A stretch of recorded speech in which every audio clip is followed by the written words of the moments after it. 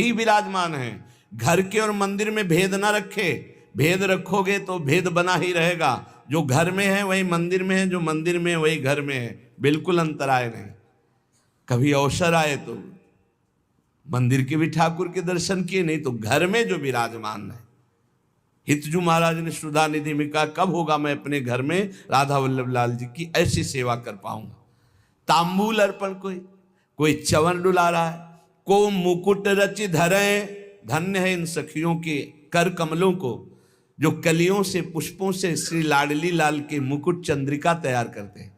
जब देखते हैं ना, हो गया काम। आप क्या समझते हैं हमारे प्रभु स्वार्थी है? तुम्हारा भाव परिवर्तन होना है केवल। बहुत कृपालु, सब पर कृपा कर रहे। सच्ची मानिए वो किसी स्वार्थी नहीं है कि तुम उनका कुछ खवा पिया के ऐसे, वो हेतु की कृपालु है, कृपा ही कृपा करते हैं। फिर सबको भगवत प्राप्ति क्यों नहीं हो जाती जो कृपा करते? चाहते नहीं हो भैया, भगवान के प्रतिकूल आचरण कर रहे हो, पापाचरण कर रहे हो, धर्म विरुद्ध आचरण कर रहे हो, फिर भी यदि चाह लो तो तुम महापुरुष बन जाओ। वो तो कह रहे हैं अपिचेत्सु दुराचारो भजते मामन। तुम्हारा भाव तो बदले। भाव नहीं बदलेगा, पीठ के पीछे कोई है, अगर मुड़ के नहीं देखोगे तो कैसे? अभी भगवान की तरफ पीठ की हो, संसार की तरफ सन्मुख हो, संसार की तरफ विमुख हो, प्रभु की तरफ सन्मुख हो। देखो अभी कृपा पहले से बरस रही है आपके ऊपर। को मुकुट रचि धरे, को चंद्रिका, को अलक संवारे। दूर से देखा प्रभु के केश थोड़ा उलझे, सुलझा करके एक एक चेष्टा वो देख रहे हैं आपकी। कोई मुकुट बनाकर, कोई चंद्रिका बनाकर। अहो भाग्य है, 12-12 बजे रात तक बच्चे ये श्री जी के श्रृंगार ये सब यहाँ अपनी अपनी कुटिया में भी लगे रहते हैं। श्री जी की चंद्रिका बनाना, श्री जी की जब हमको ये सब सूचना मिलती कि ऐसे ऐसे सेवा, तब हृदय प्रणाम करता है। अभी नवीन अवस्था है जहां उन्मत्त होकर उद्दंडता करने का मन करता है, वहां रात के 12 बजे तक ये श्री जी की चंद्रिका, ये हित सजनी जी की चंद्रिका, ये अमुक अंग का आभूषण, जीवन सार्थक हो गया। शोधो सरस लगाई जाई बलि गुण उच्चारे। कोई सुंदर इत्र, ऋतु के अनुसार इत्र लगाया, और पहले इत्र अपने लगाया जाता है। हमारे यहाँ की उपासना बहुत मृदु है। जैसे इत्र शीशी से लाए तो पहले हम यहाँ लगाएंगे, सूंघेंगे, सुगंध ठीक है, फिर इसके बाद यहाँ लगाएंगे। अगर जलन हुई तो वो इत्र हम श्री जी को नहीं लगाएंगे, क्योंकि ये कोमल जगह है। अगर यहाँ जलन हुई तो हम अत्यंत सुकुमारी लाडली जी के अंग में कैसे लगा सकते हैं? वो हटा देंगे। केमिकल पड़ा होगा तो सुगंध सही होगी, पर वो जलन करेगा। ऐसे इत्र को हम श्री जी के श्रीअंग में नहीं लगाते, बाहर छिड़कने के काम में लेते हैं। और कोई कोई जब श्रृंगार हो गया तो ऐसे बलिहारी जाते। कौन है वो बलिहारी जान? हित चिंतक निज चेरिनु उर आनंदन समाद, निरख निपट नैनन सुख तृण तोरत बलि जात। जिनके सब कुछ श्यामा श्याम है, देखा श्रृंगारित अपने बलिहारी जा रहे हैं, अंगुलियां चुटका रहे हैं, नजर न लग जाए हमारे लाडले। इसी पे तो प्रभु बिक गए। प्रभु की प्रभुता विस्मरण कराने वाला यही हित है, यही प्रेम है। तो को फूलन की माल बनाई विविध पहिरावे। कल्याण पीछे सुना है, वृंदावन का एक प्रसादी पुष्प सूंघ ले, एक बार माथा रख के रज में प्रणाम कर ले, एक बार प्रभु के दर्शन करे आवे जो महल में विराजमान है, खत्म खेल, निश्चित उसका कल्याण हो। फिर जो रोज अपने कर कमल से माला बना के, एक बार माला पहनाई थी श्री कृष्ण को मथुरा के माली ने, पढ़ लेना भागवत में, कुल परंपरागत लक्ष्मी बढ़ती रहे, निरोग रहो, आनंद मगन रहो, मेरी भक्ति बढ़ती रहे, ऐसे आशीर्वाद दिए थे लालजू ने। एक बार पोशाक सुधार दी थी दर्जी ने, जीवन मरण से मुक्त कर दिया। एक बार चंदन लगा दिया, कुब्जा ने विश्व सुंदरी बना दिया, परम पद का अधिकारी कर दिया। कैसे भी भाव से कोई हमारे प्रभु। फिर प्रिया जो को फूलन की माल बनाई विविध पहिरावे। लगे रहते हैं सब संत भगवान और सहचरियां सेवा में, ये फूल माला, ये फूल माला, ऐसे। अरे आप इसका परिणाम देखिएगा, हमारा हृदय इस बात से आनंदित होता है कि मेरे प्रभु की कितनी कृपा है, किसी को मिनट भर टाइम नहीं है, ऐसी सेवाएं हैं। धन्य है उसका जीवन जिसकी दिनचर्या विजी ही है, एक मिनट समय नहीं व्यर्थ गंवाने का समय ही नहीं रह गया है। बोले को रच चंदन चित्र, चंदन जो बहुत ताकत लगा के जल्दी जल्दी घसा जाता है, उससे मोटापन हो जाता है, पत्रा वाली ठीक नहीं बनती। धीरे धीरे मृदु मृदु चंदन, और कितना समय लगा।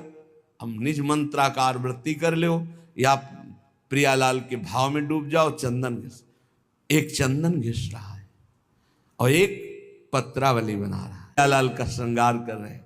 भाव में श्री स्वामिनी जी के सुंदर कलियों से मांग भर रहे हैं, कभी इंगुर से मांग भर रहे हैं, कभी महावर से चरणों में महावर रचना कर रहे हैं। अहो भाग, ये इसके सामने कोई साधन भजन काम नहीं करता। पूज्य पादुड़िया बाबा जी, माला चलाना सबसे हो सकता है, लेकिन मन को एकाग्र करके इष्ट देव की, गुरुदेव की सेवा में रहना, ये सबसे कठिन काम है। सुंदर शीश फूल की रचना करके बोले क्या होगा, जग जस विस्तारो, ऐसे श्री जी की सेवा करने वालों का इस संसार में यश होता है। ब्रह्मादि नमस्कार करते हैं, वो ऐसी उच्च कोटि की गति को प्राप्त होता है। निरखि छक्यो छवि छैल त्रिभंगी मोहन लाला, कोटि काम लावण्य अंग रस निधि बरबाला। जब लालजू ने देखा इसने हमारी प्रियाजू का, प्राणेश्वरी का श्रृंगार किया, सब न्यायाधीश लालजू महाराज ही है, सब कर्म बंधन छिन्न भिन्न और महाप्रेम सुख को प्राप्त करता है। इसीलिए आप सब वृंदावन के कृपा पात्र जन हैं। अपने घर में जो राधा नाम विराजमान है, जो राधा वल्लभ जी की छवि है, जो गुरुदेव की छवि है, ये साक्षात मान करके इनको दुलार कीजिए। कोई देखे ना देखे, छोटा सा चंवर ले ली, ना चंवर हो एक कपड़ा बांध लीजिए, समझ रहे, कपड़े से आप वो तो केवल भाव देख रहे हैं, भाव देख रहे हैं। मान लो चंवर लाने के पैसे नहीं आपके पास, इत्र लाने के पैसे नहीं, आप भाव में ऐसे कीजिए। बहुत सुंदर इत्र केवड़े का डाला, भारी सुगंध, बहुत शीतल, और हम श्री जी के लगा रहे हैं।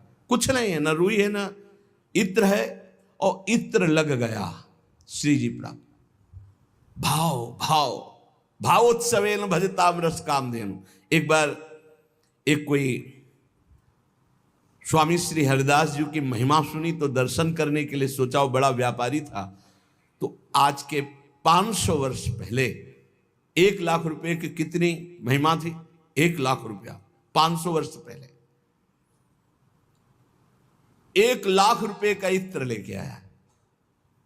पता लगाया तो स्वामी जी यमुना के पावन पुलिन पर बैठे, आंख मूंदे, गया दंडवत किया। स्वामी जी महाराज एक ये इत्र लाए हैं बिहारी जी की सेवा के लिए, 1 लाख मुद्रा लगा के। स्वामी जी का ला, आंख खोल के देखा भी नहीं, लिया, ढक्कन खुला उसका, ऐसे रेत में मारा ऐसे, और ताली बजा कर ऐसे। बड़ा दुख हुआ उसको, 1 लाख का इत्र लाए और रेत में फेंक दिया। फिर स्वामी जी बाह्य दशा को प्राप्त हुए, जब देखा उसकी तरफ, वो विकल, मेरी सेवा स्वीकार नहीं हुई, फेंक दिया गया। उनका जा निधिवन में बिहारी जी के दर्शन करो, जाके जाओ। जे ही निधिवन राज के प्रधान द्वार पर गया तो वही इत्र की सुगंध, और जब बिहारी जी पे गए तो बिहारी जी के पूरे सब वस्त्र भीजे हुए थे उसी इत्र से। इत्र डाला रेत में और भींजे हुए बिहारी जी थे।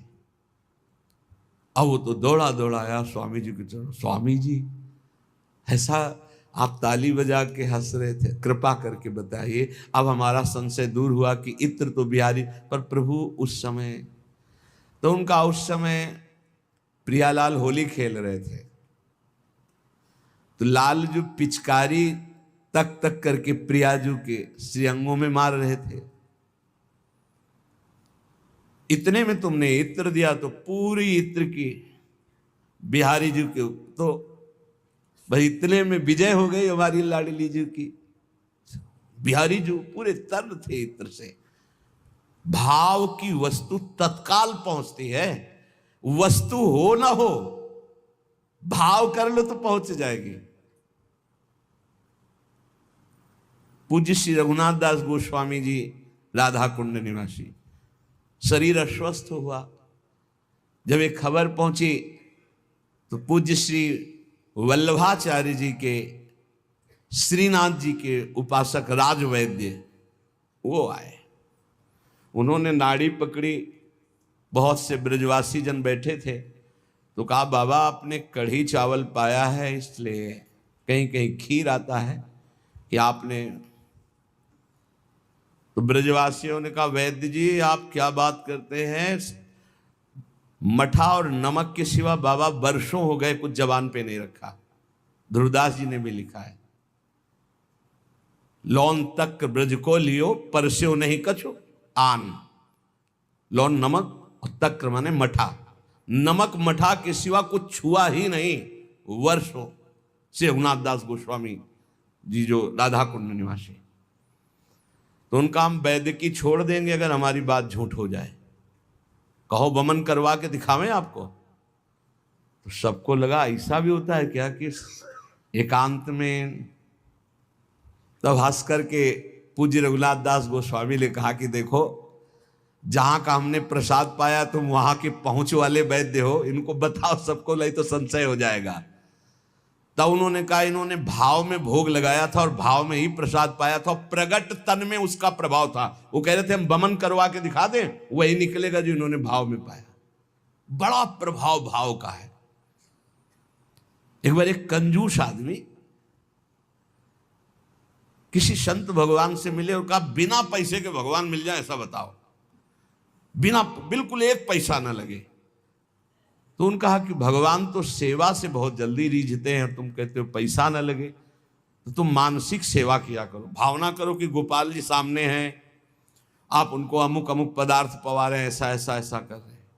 हाँ बोले बिल्कुल, इसमें तो हम राजी, पैसा नहीं लगना चाहिए। बोले एक पैसा नहीं लगेगा और भगवान की प्राप्ति हो जाएगी। तो बोले हम तो गोपाल जी कैसे ध्यान में आएंगे। बोले गोपाल जी की जो छवि है ना, श्री विग्रह, वैसे ही ध्यान करो, तुम वैसे ही आप भाव करो। 1 वर्ष वैसे करते हो गया, भाव में उसने चीनी डबल डाल दी, तो वो बड़ा क्लेशित हुआ, क्योंकि कंजूस आदमी कि चीनी ज्यादा क्यों गिर गई। तो गोपाल जी ने एक थप्पड़ मारा, भाव में भी पैसा लगता है तेरा कंजूस का। वो आया दौड़ा दौड़ा और अपने गुरुदेव से कहा कि एक थप्पड़ ठाकुर जी ने मारा। अरे बोले तेरा तो सिद्ध हो गया, भावना तेरी सिद्ध हो गई। मानसिक सेवा बहुत जल्दी ठाकुर जी पर प्रगट सेवा से मानसिक का भाव बनता है। ये 5 मिनट किया करो, 5 मिनट वैसे तो नित्य सेवा करने वालों का साथ साथ मानसिक सेवा चलता रहता है, इसलिए चलता रहता है कि वस्तुएं बहुत कम होती, भाव अधिक होता है, तो अधिक भाव होने के कारण वो अधिक श्रृंगार, अधिक भोगराग वो मानसिक करता रहता है। बड़े भाग्य हैं, हम आपको प्रार्थना करते हुए ये जरूर आज्ञा समझ लीजिए, निवेदन, 5 मिनट मानसिक सेवा करना शुरू कर दो। और कोई अगर भावना में प्रभु चिदानंद नहीं आ रहे तो अपने ठाकुर घर के जो विराजमान है वैसे ही भावना करो।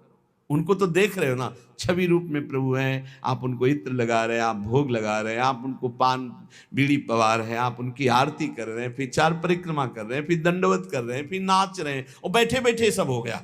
और ये सब परम सत्य फल देने वाला होगा। आई वृंदावन जो आ गया उसे अब किसी तीर्थ जाने की जरूरत नहीं है। क्यों?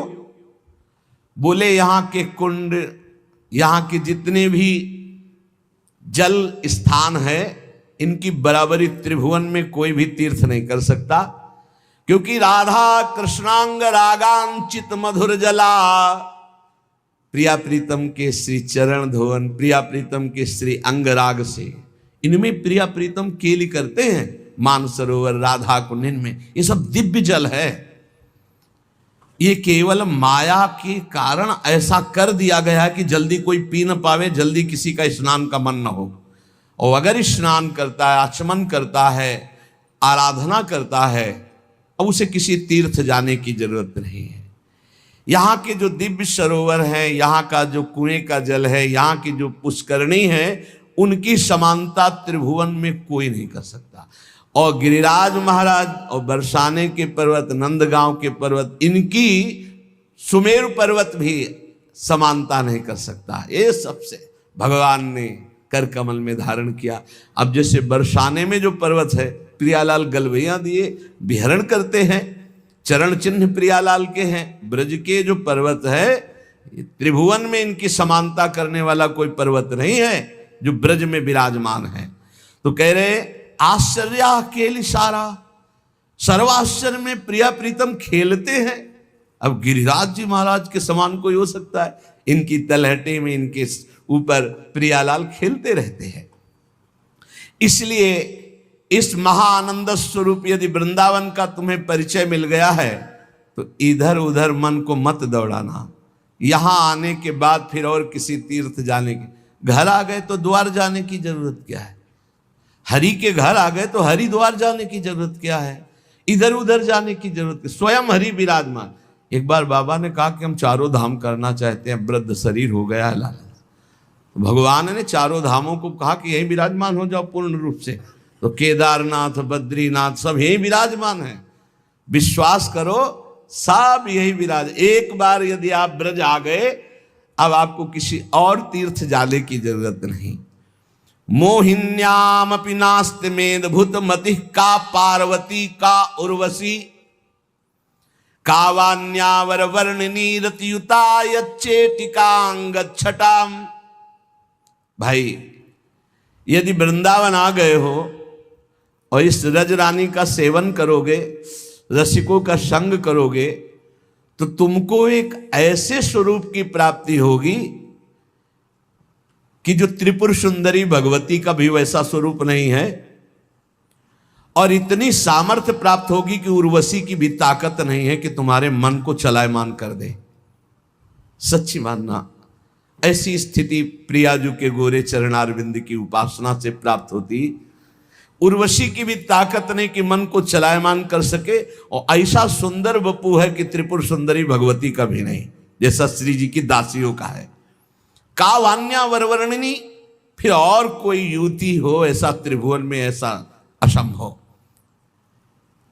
स्वयं मोहिनी अवतार की भी सामर्थ्य नहीं कि राधा उपासक की बुद्धि को मोहित कर सके। ये ध्यान से सुनो, मोहिनी अवतार में भी इतनी सामर्थ्य नहीं कि राधा दासी के चित्त को लुभायमान कर सके। ऐसी हमारी प्रियाजू की चरण उपासना की सामर्थ्य जागृत होती है उपासक में। पहले श्लोक में कहा त्रिभुवन में कोई तीर्थ नहीं, इन कुंडों और सरोवरों का और कूप आदि का जल जो सेवन करते हैं, वृंदावन का ब्रज का जल, त्रिभुवन में किसी तीर्थ की सामर्थ्य नहीं इनकी बराबरी कर सके। कई बार सुनाया है। एक बार तीर्थराज प्रयाग के पास गर्ग संहिता में प्रसंग आता है। देवर्षि नारद जी गए और कहा, तुम्हें याद है तीर्थराज प्रयाग हो तुम, सब तीर्थ 6 साल और 12 साल में आकर के कर देते हैं तुम्हें, कभी ब्रज के कोई तीर्थ नहीं आए, गिरिराज जी, वृंदावन, कोई भी तीर्थ, और तुम समस्त भूमंडल के तीर्थों के राजा हो। देखो रजिस्टर में अपने। हाँ, उन्होंने कहा ये तो कभी नहीं है। तो बोले किस बात के तीर्थराज हो तुम? तो उन्होंने प्रभु को पुकारा, प्रभु आए, कहा प्रभु आपने हमें तीर्थराज बनाया, लेकिन ब्रज के तीर्थ तो आते नहीं, तो उनका तीर्थराज बनाया, अपने घर का राजा थोड़ी बना दिया है। ब्रज हमारा घर है, तुम तीर्थों के राजा हो। तो बोले प्रभु एक और प्रश्न करना था कि सब तीर्थ आ करके हमको कर रूप में पाप देते हो, हमारे ऊपर बहुत पाप लद जाता है।